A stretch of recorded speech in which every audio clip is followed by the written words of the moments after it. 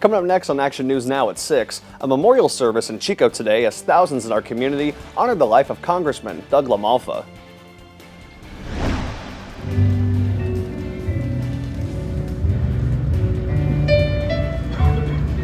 Plus, the event drawing powerful leaders with Governor Gavin Newsom and U.S. House Speaker Mike Johnson, both in attendance. And the national attention on the service sparked protests as demonstrators take to a freeway overpass during today's service. Covering Northern California. You're watching Action News Now. Coverage you can count on. Good evening and thanks for joining us. I'm Blake Mayfield. We begin tonight with that memorial service honoring Congressman Doug Lamalfa's life and legacy at the Silver Dollar Fairgrounds in Chico, with the service drawing family, colleagues, and community members. Action News Now reporter Emilio Del Carpio was there capturing the emotion and the messages from national leaders. Congressman Doug Lamalfa's memorial service brought politicians, law enforcement, community leaders, and loved ones together in the heart of Chico. He was just a friend to everyone, and whether he agreed with what your opinion was, he was going to listen to you and make you feel heard and make you feel like, he truly represented all of Northern California. Or the land of the free.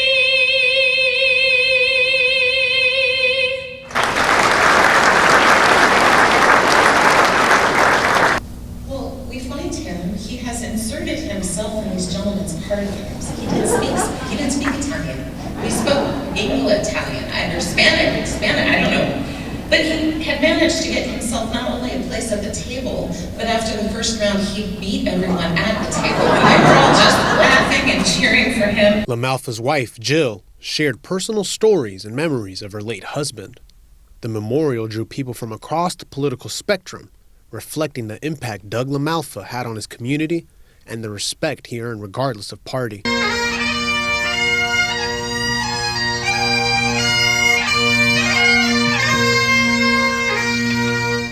I knew him as a husband, as a father, as a grandfather, as a farmer, as a car enthusiast, as a fast car enthusiast,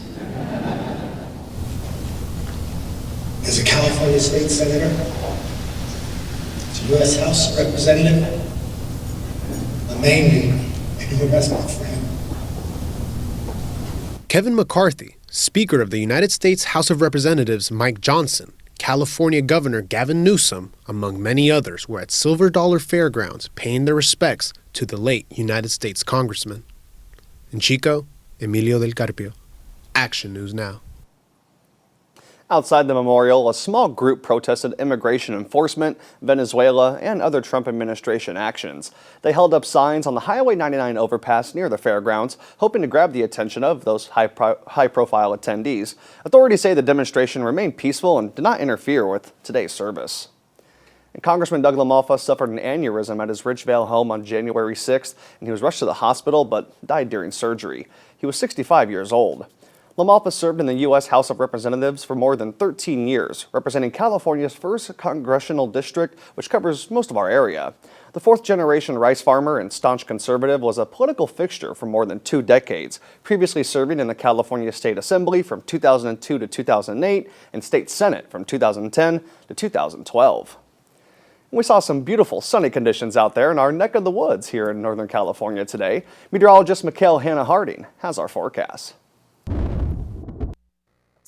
Well, good evening. We are taking a look at infrared satellite and once again seeing a day here that's been full of sunshine, definitely some passing clouds at times, but you can see the bulk of the atmospheric moisture and cloud cover as well out into the Pacific. So as far as temperatures, we've been hovering in the 40s and 50s for a lot of areas across the region today, from the valley into the mountain ranges. But as we continue through tonight, these temperatures are going to really drop here for the Sierra into the 20s. As we continue to look at the valley here, we're looking at temperatures that could get down eventually into the 30s by tomorrow morning. So even upper teens as far south and west as Chester, Alturas down to about 15 degrees tomorrow morning. And then we'll see temperatures that could get below freezing in Red Bluff and only a couple of degrees above freezing in between Redding and Chico. But Willows, you also also could be a spot that does get down to freezing for tomorrow morning. High temperature forecast tomorrow. Starting to see a slight cool down here coming off of a week where we did close out in the mid to upper 60s, closer to 70 in the valley at times. Now we're talking about temperatures only maxing out for Redding around 55 degrees for tomorrow. Closer to 50 for Chico, Calusa. You can stay in the 40s, and we'll see lots of mid to upper 40s and near 50-degree readings for the Sierra and also the Cascades for tomorrow. As far as looking ahead the next 7 days,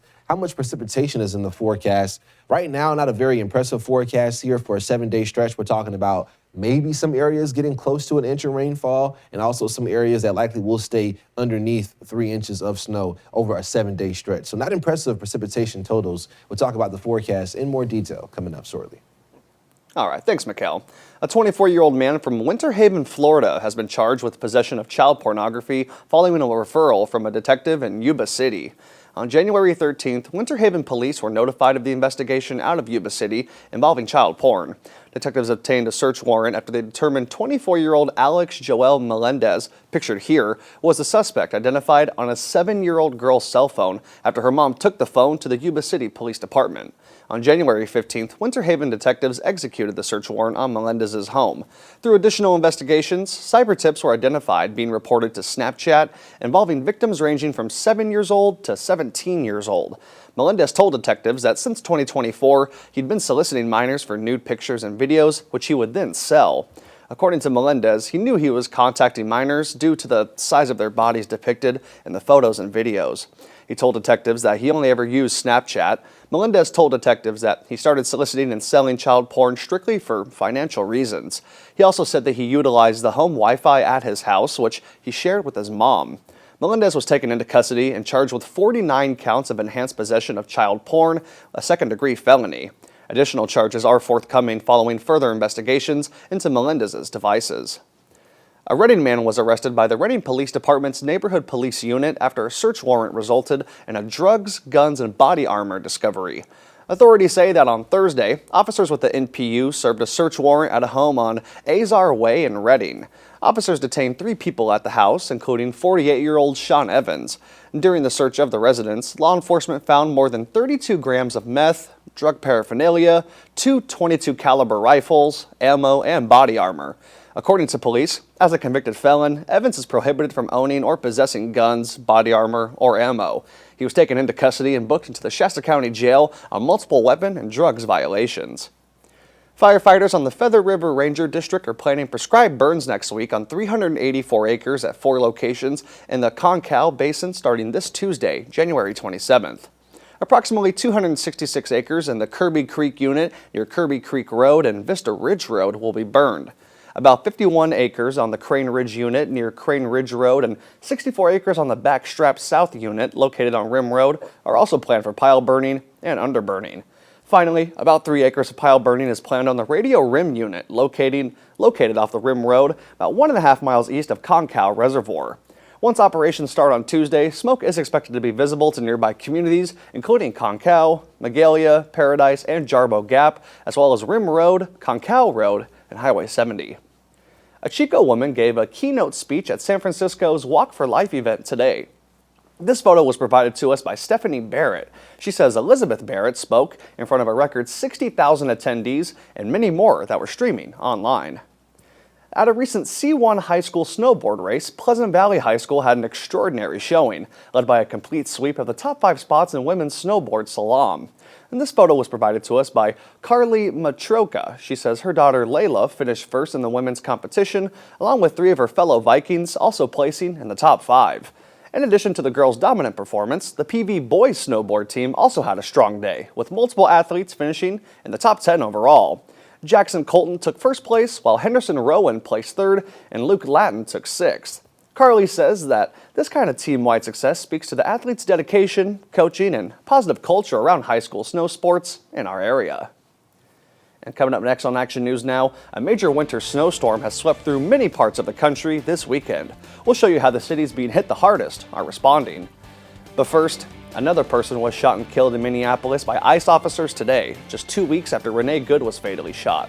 We'll have those stories and more for you when we come back.